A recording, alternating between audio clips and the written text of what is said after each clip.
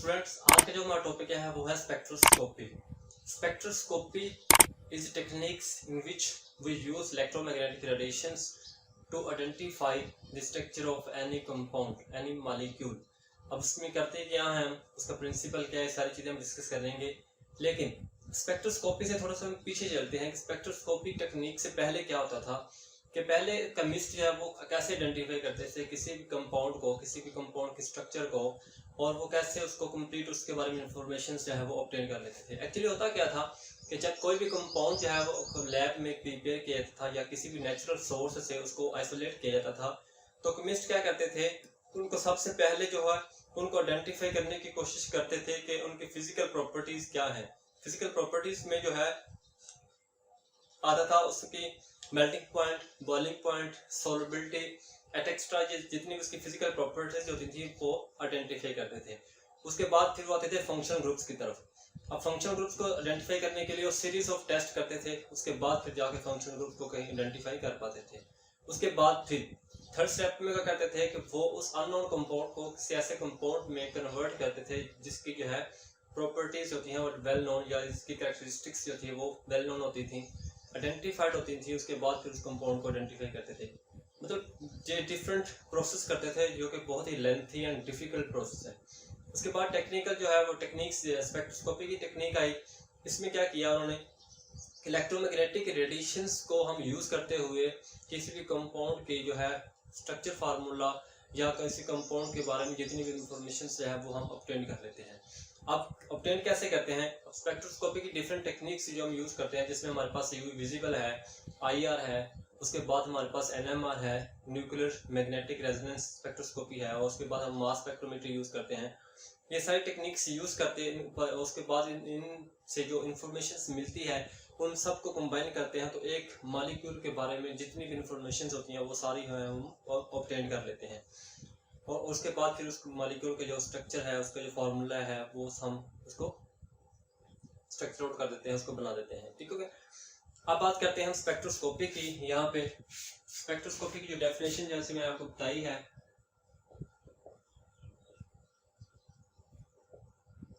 The branch of science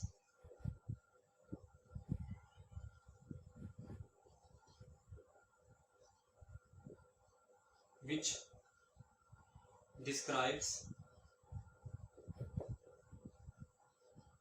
the interaction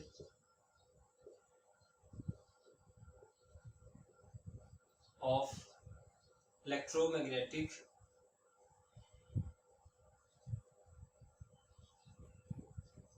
radiations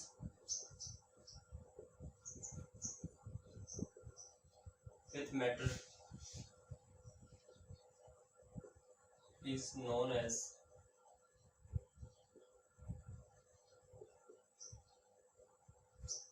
spectroscopy. ठीक हो गया। अब स्पेक्ट्रोस्कोपी में हमने बात की है इलेक्ट्रोमैग्नेटिक रेडिएशंस की, तो हम इस लेक्चर में सिर्फ हम बेसिक्स चीज़ें देखेंगे कि इलेक्ट्रो जो हमारे पास स्पेक्ट्रोस्कोपी में उसमें जो बेसिक्स चीज़ें हैं वो कौन कौन से यूज़ होती हैं, और जिनको समझना हमारे लिए अंडरस्टैंड करना बहुत ही ज़रूरी है। वो सारी जो हमारे पास पैरामीटर्स हैं उनको अंडरस्टैंड करना, उनके यूनिट्स को अंडरस्टैंड करना, उनके फार्मूलाज को अंडरस्टैंड करना हमारे के लिए बहुत ही ज़रूरी है। तो हम फिर उनको वन बाय वन डिस्कस करते हैं। अब यहाँ पे हमने बात की है इलेक्ट्रोमैग्नेटिक रेडिएशंस की, तो हम इलेक्ट्रोमैग्नेटिक रेडिएशंस को पहले डिस्कस कर लेते हैं।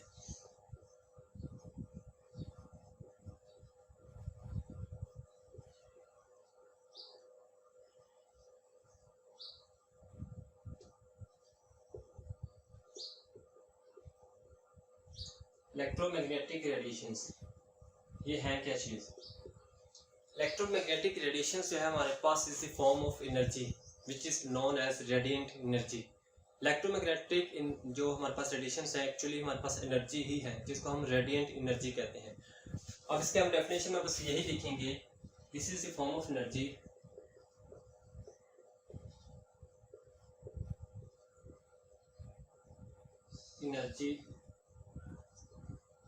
which is known as radiant energy।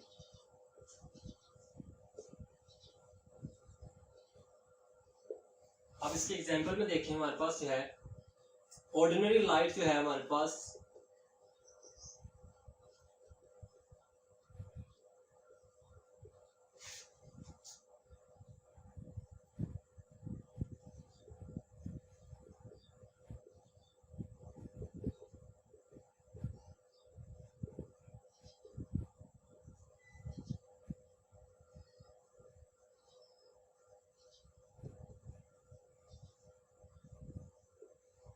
Visible light हमारे पास जो है वो हमारे पास ऑर्डिनरी लाइट की एक विजिबल फॉर्म है।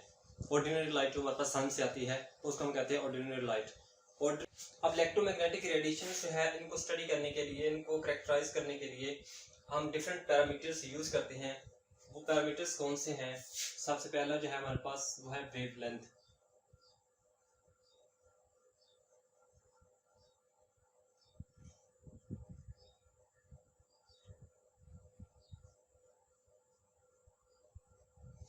ठीक होगा। अब वेवलेंथ क्या चीज है? जब कोई भी इलेक्ट्रोमैग्नेटिक रेडिएशंस मूव करती हैं in the form of wave.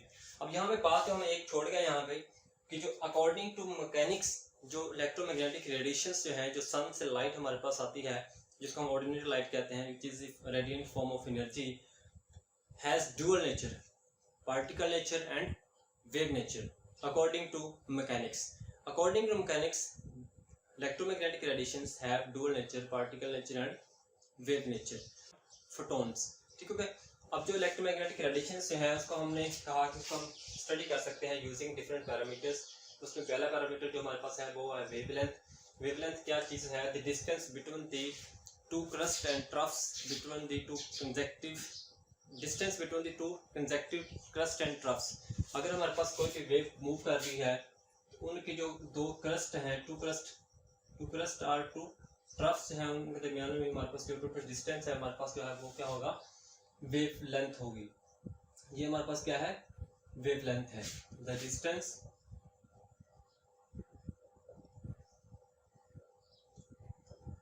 Between two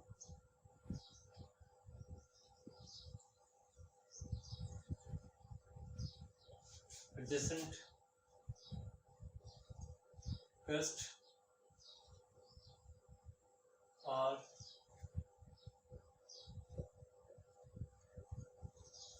in wave of beam of electromagnetic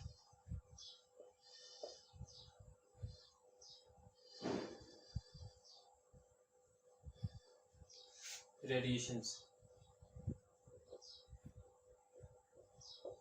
electromagnetic की जो बीम है उसमें जो वेव है, वेव का वो हिस्सा, वो पार्ट जिसमें हमारे पास two consecutive crest and troughs के दरमियान जो डिस्टेंस होगा हमारे पास, तो उसका हम कहेंगे वेवलेंथ। वेवलेंथ की जो हमारे पास यूनिट जो है इसको हम नैनोमीटर में भी मेजर कर सकते हैं, इसको मीटर में भी, centimetre. These are units of wavelength. Angstrom is also the unit of wavelength. ठीक है। सेकंड पैरामीटर हमारे पास जो है वो है फ्रीक्वेंसी।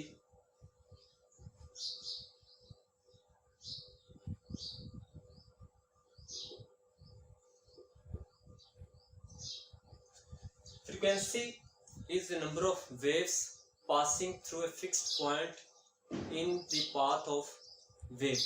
एक वेव पास हो रही है, उसके एक फिक्स्ड पॉइंट लें, उसमें से मैक्सिमम नंबर ऑफ वेव्स जो पास आउट होंगी पर सेकंड, वो हमारे पास क्या होगी? फ्रीक्वेंसी होगी। The number of waves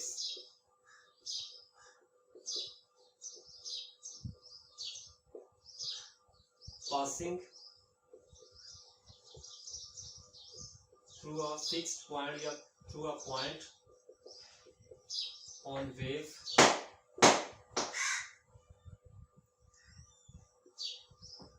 per second।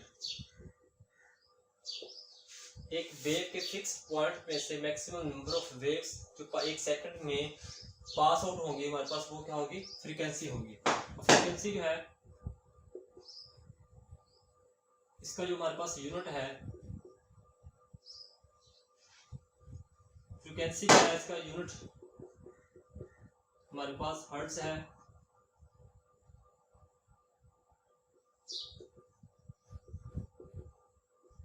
और उसके बाद साइकिल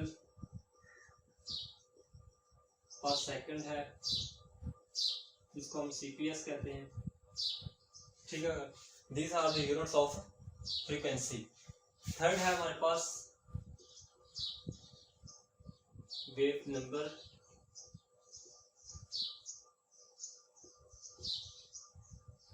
द रेसिप्रोकल ऑफ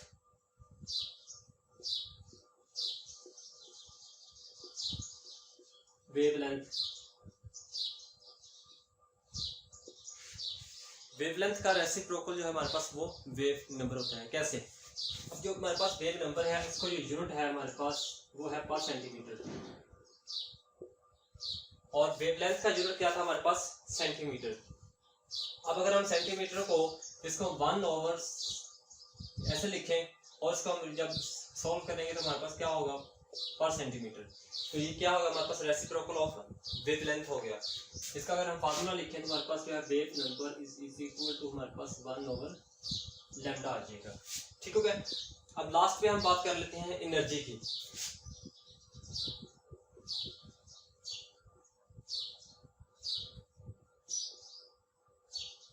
अब एनर्जी क्या चीज है? एनर्जी में हमारे पास जो फार्मूला आता है एनर्जी का, यहाँ पे इसको कर लेते हैं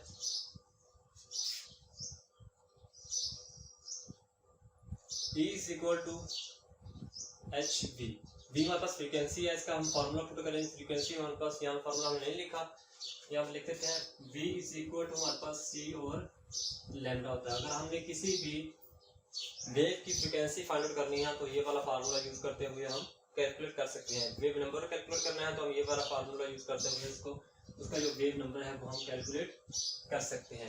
तो इसको मैं रीअरेंज करेंगे तो हमारे पास आ जाएगा E is equal to HC over lambda.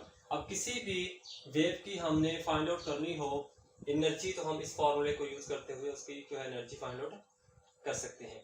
ये था बेसिक पैरामीटर्स ऑफ स्पेक्ट्रोस्कोपी, जिसमें हम इलेक्ट्रोमैग्नेटिक रेडिएशंस को डिस्कस कर रहे थे, और फिर इलेक्ट्रोमैग्नेटिक रेडिएशंस को स्टडी करने के लिए हमने ये पैरामीटर्स को स्टडी किया। अब नेक्स्ट लेक्चर में हम देखेंगे इसके जो स्पेक्ट्रोस्कोपी है, यूवी विजिबल स्पेक्ट्रोस्कोपी, उसका जो है प्रिंसिपल क्या है।